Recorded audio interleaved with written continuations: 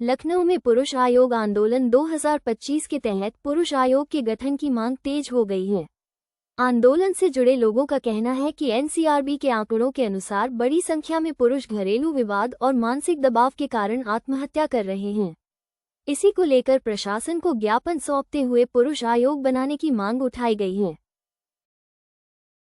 2025 विशाल जनरैली आपने बताया और बेटी बचाओ अभियान जो चल रहा था, आपने बेटा बचाओ अभियान जो है शुरू किया है, जिसमें बहुत सारे पीड़ित जो है जो मर्द हैं वो जो आपके साथ में हैं और बहुत सारी समस्याओं से ग्रस्त हैं। क्या करना चाहेंगे? आज को जो प्रेस वार्ता आपको बुलाई है, क्या करना चाहेंगे? सर, पुरुषों की कहीं न कहीं बेटी बचाओ चल रहा था, लेकिन पुरुष अपने लाज शर्म में उसके ऊपर झूठा केस होता है और झूठा केस होने के बाद में उसको जेल हो जाती है, उसकी इज्जत चली जाती है, उसका मान सम्मान चला जाता है, उसकी नौकरी छूट जाती है और लास्ट में उसके जब वो 40 साल या 20 साल बाद जब बरी होकर आता है उसकी ज़िंदगी समाप्त हो जाती है। अब जब वो इतना सोच लेता है, अगर पढ़ा लिखा आदमी है, उसका मान सम्मान होता है, तो वो जेल जाता है और उसके बाद वो क्या करता है कि अपनी लाज शर्म के कारण आत्महत्या कर रहा है, सुसाइड कर ले रहा है। तो इसके मद्देनजर रखते कि उसकी कहीं सुनवाई नहीं होती है, तो इसलिए हमने पुरुष आयोग आंदोलन की मांग की है कि कम से कम अगर कोई पुरुष पीड़ित होता है, झूठा ही केस होता, तो कम से कम किसी के सामने अपना रख तो सकता है। इसलिए हम चाहते हैं, जैसे महिलाओं को कोई दिक्कत होती तो महिला आयोग बना हुआ है, अब पुरुष की बात सुनने वाला कोई नहीं है। अब जज साहब क्या करते हैं, अब जैसे ही उसका एप्लीकेशन जाता पुरुष पर कार्रवाई हो जाती है। अब उसकी कोई सुनने वाला सही है कि गलत है, जब तक वो सही गलत का निर्णय आता है तब तक उसकी ज़िंदगी समाप्त होती है, उसका परिवार पूरा विनाश में चला जाता है। तो इसलिए हम मजबूर हुए कि हम पुरुषों को जागरूक करेंगे, पुरुष आयोग आंदोलन करेंगे, पुरुष आयोग का गठन किया जाए, जिससे कम से कम पुरुष वर्ग भी अपनी बात रख पाए। अभी आपकी संस्था में कितने लोग जुड़े हैं? हमारी संस्था में मैम लगभग 2000 लोग ज्वाइन हो चुके हैं हमारे यहाँ से, बाकी ऑल ओवर इंडिया चल रहा है कार्यक्रम। अगर कोई पीड़ित पुरुष आपके पास आता है जिसके साथ गलत हुआ है, न्याय नहीं मिल रहा है, तो किस तरीके से उसको आप न्याय दिलाते हैं? मैम उसको हम सबसे पहले तो कहीं ना कहीं न्याय के लिए हम लड़ ही रहे हैं। जब टूट जाता है आदमी कि हमें कहीं नहीं न्याय मिलता, तो जैसे मैं लड़ रहा हूँ तो मुझे पता है कि आप सुसाइड माध्यम नहीं है, आपके साथ हम खड़े हैं। कहीं ना कहीं एक निगेटिव सोच होती है कि हमें कोई सुनेगा नहीं, हमको हमारी बेइज्जती होगी और पत्नी जो है झूठा केस की है, ये प्रॉपर्टी भी हमारी बेच के जब साफ दे देंगे उसे। तो उसको जब कहीं ऑप्शन नहीं मिलता, यार मैं मेनली डिस्टर्ब हो रहा हूँ और हमारी नौकरी भी चली जा रही, काम भी नहीं कर पा रहा हूँ, जब सब छूट जा रहा है, वो परिवार के लिए करता है पुरुष, और उसके बाद उसको मानसिक टॉर्चर, तो उसका पूरा परिवार बिखरने से उसको दर्द होता है, समाज में उसकी इज्जत जाती है। तब कहीं ना कहीं हम उससे कहते हैं हम आपके साथ हैं।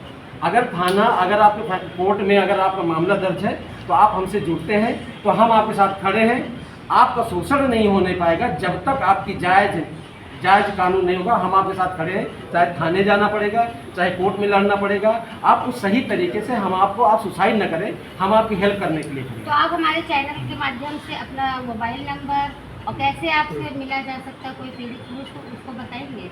जी मैम, हमारा मोबाइल नंबर है 8354095197। ये हमारा मोबाइल नंबर है। मैं ऑल ओवर इंडिया घूमता हूँ, मैं अपनी कार से जाता हूँ। अगर हमारा कोई भी व्यक्ति कहीं से पीड़ित है, हम उसको वहाँ के ग्रुप से जोड़ते हैं, संगठन के वहाँ के पदाधिकारी को कहते हैं कि आप इनकी हेल्प करो।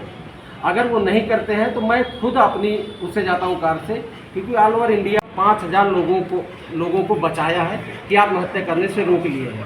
हम लोग जागरूक ये ग्रुप बनाते हैं फेसबुक पे, उसके माध्यम से चैनल। मैं आपसे जो भी बताऊंगी वो बिल्कुल तथ्यों पे बताऊंगी।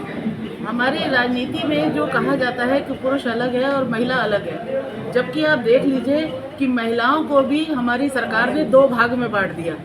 पुरुष के घर की महिलाएं अलग कर दी और जो बेटी और बहू है उस घर की महिलाओं को अलग कर दिया। आप इस चीज़ को समाज समझ ही नहीं पा रहा कि अंदर ही अंदर विभाजन तो चल रहा है, लेकिन इसको समाज समझना नहीं चाह रहा। खेल तो राजनीति पूरा कर रही है। आप थाने चले जाइए, थाने में खेल है क्या सारा? ये बेटियों का जो भी खेल है वो शुरुआत जो होती है बेटी घर तक करती है, बहू घर तक करती है। असली खेल तो हमारी सरकार हमारे साथ खेल रही है, जिसमें पुलिस आपके हो गए, जजेस हो गए, सबको पता है, उसके बाद भी न्याय नहीं है। एक जज को क्या इतना विवेक नहीं होता कि उसके सामने टेबल पे जैसे ही कोई फाइल आती है उसको ये पता नहीं चल पाता कि क्या करना है क्या नहीं करना?